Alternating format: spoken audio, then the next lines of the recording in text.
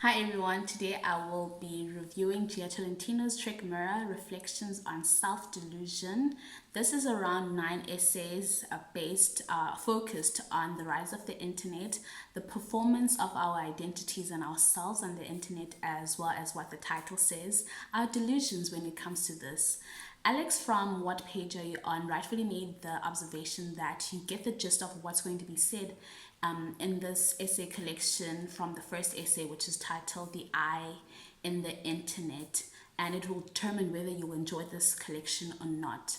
And speaking on that, I found the first essay, The I in the Internet, to be rather long and very tedious, not because I don't think that it's important or vital work, but because I'd already reckoned with my understanding of the internet and my understanding of myself on the internet, as well as having a general understanding of other people's identities on the internet and the performance of self-worth on the internet. So at the beginning, I almost took like a contrarian view to this because I think the issues that people on the internet, including myself, we rather tend to have big heads when it comes to the internet and how we think the views expressed on it are reflective of the views expressed outside of it. We think that our views are reflective of everyone else's views in and outside of the internet.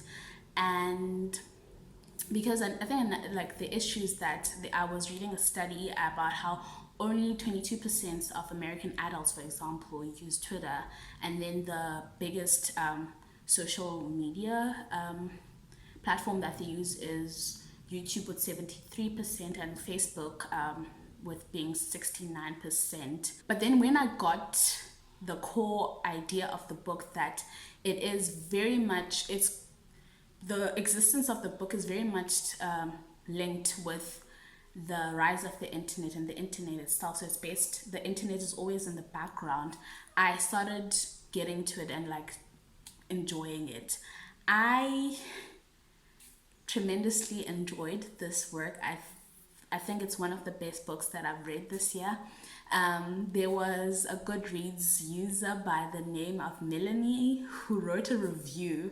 I'm using this because the book hadn't been out yet, even, about how if she could read Tolentino's grocery list if Tolentino would let her. And the funny thing is that a week or that same day, I was going to I don't know where, and I'd been reading about on the Grab about Jia Tolentino's street diet on the Grab or something like that, and it was so fun. And I think that's what I draws me so much to her work, is the fact that she doesn't take this almost defeatist approach to things. She acknowledges that we are living in a very dreadful timeline kind of thing, but she still presents or shows instances of where she's still optimistic about everything.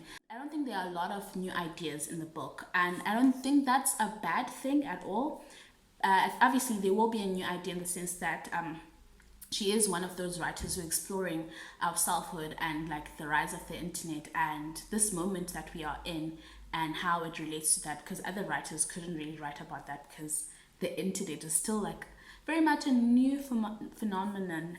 So yeah, so I really love the fact that she's able to weave through all of these questions. She doesn't have the answers, but like taking us on this journey and like trying to understand how we found ourselves to be in these places that we are in and these situations that we are in, and trying to understand it from her own perspective, as well as like getting references from other writers as well.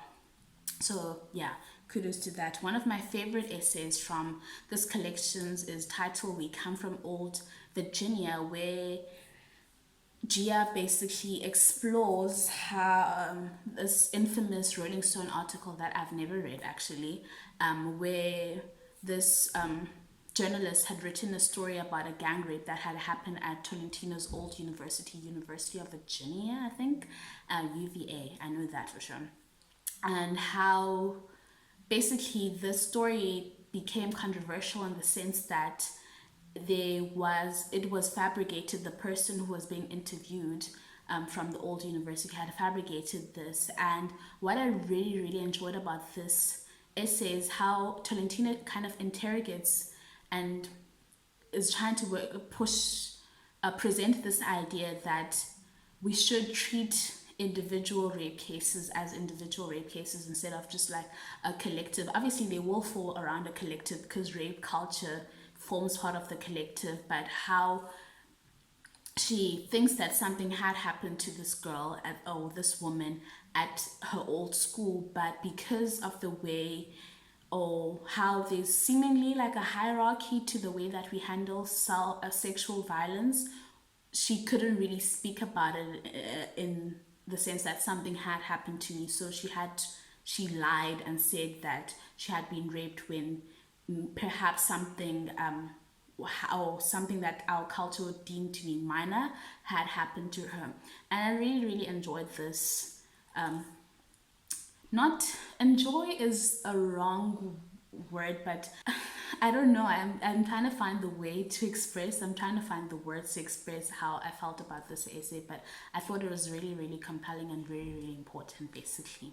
Without seeming like that nitty gritty reviewer, I didn't enjoy, though, on the other side, how we kind of, when we speak about rape, we tend to put these adjectives in front of it. So a traumatic rape or a violent rape, when rape in itself as a crime is violence. So just putting it as like a rape is enough. So Jia Tolentino did use that, and it was kind of like really, really weird for me in this particular part of the essay, because there were these ideas that were being presented, and then seeing that kind of language being employed like that was kind of very weird and strange for me. I think this is one of the best books that I've read this year, from how women still self-optimize on the internet, for example, on social media, how corporations and conservatives have kind of started appropriating the language that feminists or liberal feminists use in order to advance their political ways and like advance their self-words, basically, and push against at the same time against these ideas, basically about how these cultural clashes or cultural wars, but the language is just like being appropriate on like both sides, and how both sides don't really know what to do with each other. And to essays about performance of ourselves, obviously, on reality TV, on social media, as well as just the general infusion of celebrity as well as politics. Because if you remember, after Donald Trump was elected as the president of the United States, there was this huge surgence of people just going on about how Black women will save America and how Oprah should be the president.